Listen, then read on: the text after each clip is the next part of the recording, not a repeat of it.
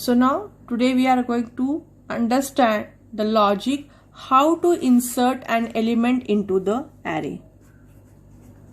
How to insert an element into the array, right? So first of all, let's take an array of size 10. Okay, so this is an array of size 10. So consider this.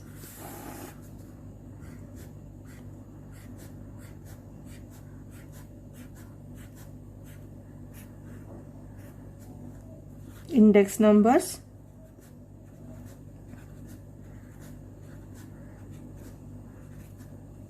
right?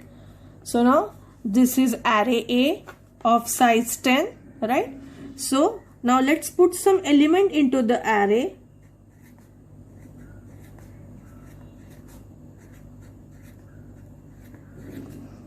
Okay, so size of array is 10 and number of elements into the array are 5. So here we'll say n is equal to 5. So don't get confused with number of elements and size of array, right? So size of array is number of places available to insert the elements, and n is equal to 5. That means it has only 5 elements present in the array. Okay, so now what we have to do is we have to insert an element into the array. So to insert any element into the array, we will require two things. First is we will require the element to be inserted, that is some value, okay, and secondly we will require the location at which we want to insert the value or element, right? So now how we are going to do that? For that, what we will require is, suppose I want to insert this 100, okay, and at location say 2, that is the index number, okay. So this 2 is index number, it is not the second position. Second position will be 1 and index number 2 means actually third position, because index number starts from 0 to n. Okay, so don't get confused with that. So at index number 2. So how we are going to do this?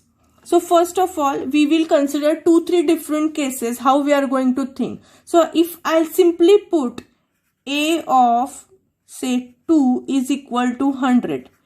If I will do like this, what will happen? This 100 will be replaced with the value 30.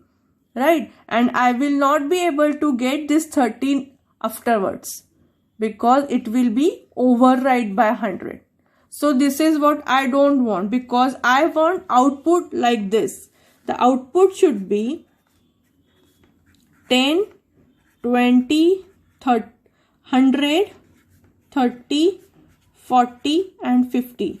This is what the output I am expecting after adding the element. Okay, so this is not able to do.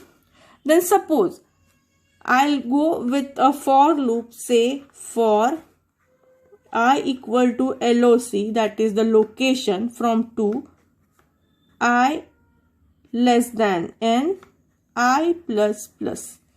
Okay, that means we are just going to shift the elements. Okay, how we are going to shift the elements? Let's see this first. So this is an array.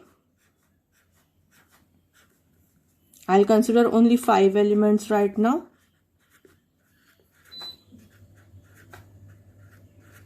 Okay. So this is my array. So I will have to create a place at this particular location, and I don't want to lose any data.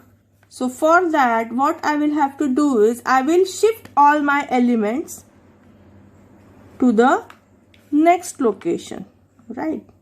So what I will do here is I will shift this 30, that means second index, to third index. So I will put this 30 here, I will shift this 40 here and I'll shift this 50 here. Okay, and this 30 will remain as it is for now. Okay, so if I will shift everything, I will have 230 here and I will be able to replace or override this 30 with 100, right? So this is a logic, right? So we need to shift the elements. So shifting is the logic. Now see, if I will use this particular loop, that is for I equal to LOC. LOC is what? LOC is 2. Okay, so this is 2. So from second number, I am going to shift all the data. So what will be the code? If I'll say A of I plus 1 is equal to A of I. In C, we have left assignment. Okay, so actually we need to read it like this, that A of I should be A of I plus 1. Okay, this is how we are going to read it. So we are going to change or increment the value of I. So from location, that means what will be the result after this, executing this, what will happen? A of 2 plus 1 is equal to A of 2. What is A of 2 plus 1? That is A of 3. Okay, so A of 2 will be A of 3. What is the value of A of 2? A of 2 is 30. So now 30 will become A of 3. This is what we are looking for, right? We are looking for this. We want this. But here there is one problem. And the problem is, if I'll say A of 3 is equal to 30, but I am going to lose the data 40 here. Because A of 30 is what? A of 30 is actually 40. So it will override this 40 with 30 and I don't have any clue what is the value of 30. What is the value of A of 3. लक्षात येतंय? जर का मी अशा पद्धतीने केलं तर माझी जी A ची व्हॅल्यू जी आहे, म्हणजे ही जी व्हॅल्यू आहे माझी, ती पुढच्या पोझिशनला जाईल. म्हणजे ही जी आहे 30 इकडे येईल. पण मग हे जी 40 आहे ती 40चं काय करू? कारण की 40 इथे जी आहे ती ओव्हरराईट होणार आणि माझ्याकडे ही 40 कुठेच लिहिलेलं नाहीये. I have not saved this number. I have no data of A of 3. त्यामुळे आपण अशा प्रकारे हे लूप वापरू शकणार नाही. ओके, मी तुम्हाला कशा पद्धतीने लॉजिक डेव्हलप करायचं ते सांगते. So this will not work. जरी आपल्याला शिफ्ट करायचं आहे, जरी आपण लॉजिकमध्ये असं आपण म्हणलंय की आपल्याला एक एकनी शिफ्ट करून इथे जागा करायची आणि मग तिथे 100 लिहायचंय, तरी सुद्धा हे लॉजिक इकडे वापरता येणार नाही. If we will use this logic, we will simply going to miss or lose the data. बरोबर आहे? आपण पुढचा डेटा जो आहे तो लूज करत जाऊ, ज्याचा आपल्याला उपयोग नाही. कारण की आपल्याला आउटपुट काय पाहिजे? सगळे आपल्याला पाहिजेत, फक्त 100 त्याच्यामध्ये ऍड झालं पाहिजे, right? So for this particular reason we cannot use this loop. मग सगळ्यात सिम्पल काय होणार? तर सिम्पल असं होणार आहे की आपण जर का मागून सुरुवात केली, if we start from this 4, that means n-1. या 4 पासून जर का मी स्टार्ट केलं, म्हणजे मी इथपर्यंत आले, या n-1 पासून स्टार्ट केलं आणि जी ही व्हॅल्यू आहे ही मी ह्या नंबरला टाकली, पुढच्या इंडेक्समध्ये टाकली. त्याच्यानंतर मी पुन्हा मागे गेली, ही व्हॅल्यू इथे टाकली, पुन्हा मागे गेले, ही व्हॅल्यू इथे टाकली, तर काय होईल? तर माझा कुठलाही डेटा आता हिच्यामध्ये लूज होणार नाही. बरोबर आहे? So instead of starting from the location, I will start from the end point of my array or the last element of my array. माझा लास्ट एलिमेंट कुठला आहे? 15, ज्याची इंडेक्स नंबर काय आहे? 4. 4 म्हणजे काय? n-1. So what I will do? For I equal to n-1, I greater than और equal to LOC. मला कुठपर्यंत मागे यायचंय? मला फक्त इथपर्यंत यायचंय, सेकंड पर्यंतच यायचंय. कारण की सेकंडचाच डेटा मला पुढे पाठवायचा आहे, त्याच्यानंतर पुढे मला काहीच करायचं नाही. So greater than equal to LOC I minus minus. बरोबर? मी डिक्रीमेंट करणार आयला. पुन्हा आपल्याला A ऑफ I ची व्हॅल्यू काय करायची आहे? ती आपल्याला नेहमीप्रमाणे A ऑफ I प्लस 1 हेच करायचं आहे, राईट? आता आपण या केसमध्ये बघूयात. LOC काय आहे? LOC म्हणजे लोकेशन. लोकेशनची व्हॅल्यू काय आहे? 2 आहे. बरोबर आहे? N ची व्हॅल्यू काय आहे? N is equal to 5. बरोबर आहे, कारण की एकूण 5 एलिमेंट्स आहेत, त्यामुळे मी शेवटच्या एलिमेंट पासून सुरुवात केली. आता आपण जेव्हा हे लूप एक्झिक्यूट करू तेव्हा काय होणार आहे, for I equal to n-1. So पहिल्यांदा n-1 म्हणजे काय, फॉर आय इक्वल टू 4. बरोबर आहे, for I equal to 4, i greater than और equal to LOC. Condition true होते का, हो, कारण की एलओसी ची व्हॅल्यू काय आहे, 2 आहे. 4 ग्रेटर दॅन 2 आहे, राईट. कंडिशन ट्रू झाली, हे लूप मध्ये आलो. आतमध्ये आल्यावरती काय होणार आहे, when I is equal to 4, what will happen, A of 4 plus 1 is equal to A of 4.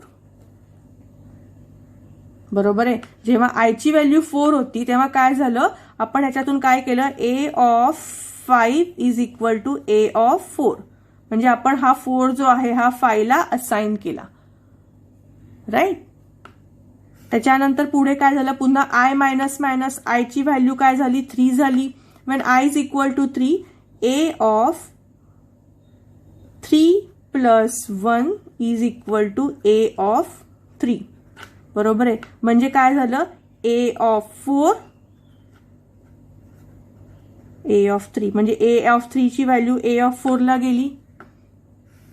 Again when I is equal to 2, I is equal to 2 च्या वेळेला काय होणार आहे, आय इज इक्वल टू जेव्हा असेल, i is greater than equal to LOC, condition true आहे.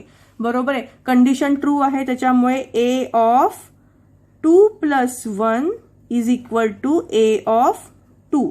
That means a of 3 is equal to A of 2. बरोबर आहे, हे शिफ्ट झालं. त्याच्यानंतर पुन्हा आय मायनस झाला, आयची व्हॅल्यू आता काय झाली, 1 झाली. आय इज 1 झाल्यानंतर आय इज ग्रेटर दॅन और इक्वल टू एलओसी, म्हणजे 1 is greater than or is equal to 2, condition fail, हे टर्मिनेट होणार. आणि सो मला एक फॉर लूप वापरायला लागेल आणि माझा हा ए जो ॲरे आहे तो तसा इंटॅक्ट राहणार. तर मी याच्यासाठी काय वापरणार, तर मला हा जो ॲरे आहे माझा बी हा स्कॅन करायचा, कारण की याचे व्हॅल्यूज मला इथे टाकायचे. बरोबर आहे, मग मी सिम्पली काय करणार, for I equal to 0, I less than N, N म्हणजे हा एन, म्हणजे जो ॲरे मला ह्याच्यामध्ये मर्ज करायचा आहे त्याचे नंबर ऑफ व्हॅल्यूज. बरोबर आहे, मी हा स्कॅन करते, लक्षात ठेवा, here I am scanning this particular array, second array मी स्कॅन करते. So for I equal to 0, I less than n, i plus plus, मी काय करणार, मला ही जी व्हॅल्यू आहे 15 म्हणजे काय आहे, b of i. B of i, ॲरेचं नाव आहे बी. बरोबर आहे, सो बी ऑफ आय मला कुठे न्यायचं आहे, बी ऑफ आय मला 15 ला न्यायचं आहे. 15 म्हणजे कुठली पोझिशन आहे, 5 नंबरची पोझिशन आहे. बरोबर आहे, ही 5 पोझिशन म्हणजे काय असणार आहे, तर ती 5 नंबरची पोझिशन मला कशी मिळू शकते, 5 पोझिशन म्हणजे काय, ही जी आहे ती आहे एम. बरोबर आहे, 5 म्हणजे काय आहे, एम आहे. बरोबर ना. So what I will put is A of M plus I, right. B of I will be equal to A of M plus I. जसं मी तुम्हाला आत्ताच सांगितलं की आपण काय करतो, आपण सी मध्ये लेफ्ट असाइनमेंट असते, म्हणजे काय, b of I will be what, m of i plus m, a of M plus i. Sorry, आता लक्षात घ्या.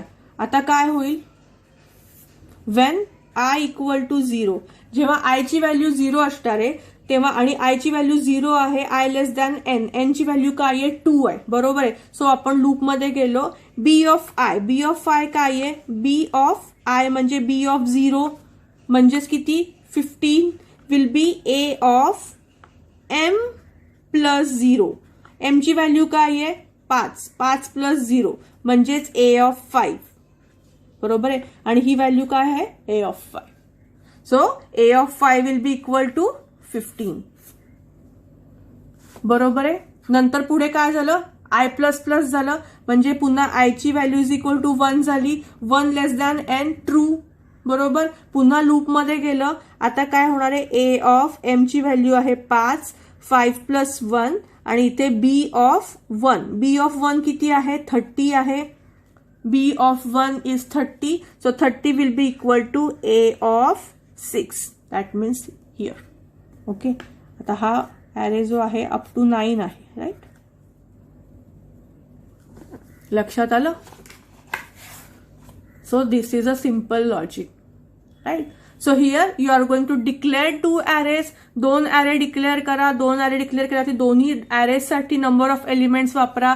एका arrayसाठी m एलिमेंट्स, एका arrayसाठी n एलिमेंट्स, आणि रिझल्टंट array जो आहे तो काय असणार आहे, हा array. फक्त लक्षात ठेवायचा की जर का तुम्ही हा array 10चा घेतलाय, जर का ह्या arrayची जे साईज आहे किंवा कपॅसिटी जर का 10 आहे आणि इकडे ऑलरेडी 5 एलिमेंट्स प्रेझेंट आहेत आणि तुम्ही इकडनं पुन्हा 6 एलिमेंट्स घेतले, तर याची टोटल जर का साईजपेक्षा जास्त होत असेल, दोन्ही एलिमेंटची टोटल जर का साईजपेक्षा जास्त झाली तर ते कॉन्कॅटनेट होणार नाही. जेवढी कपॅसिटी आहे तेवढे एकत्र येतील, उरलेल्या ह्याच्यामुळे तुम्हाला गार्बेज व्हॅल्यू दिसेल किंवा तुम्हाला पूर्ण तो ॲरे दिसणार नाही कॉन्कॅटनेट झालेला किंवा मर्ज झालेला, right. So you have to be careful when you are going to declare the array. So this is a simple logic how you are going to merge 2 arrays.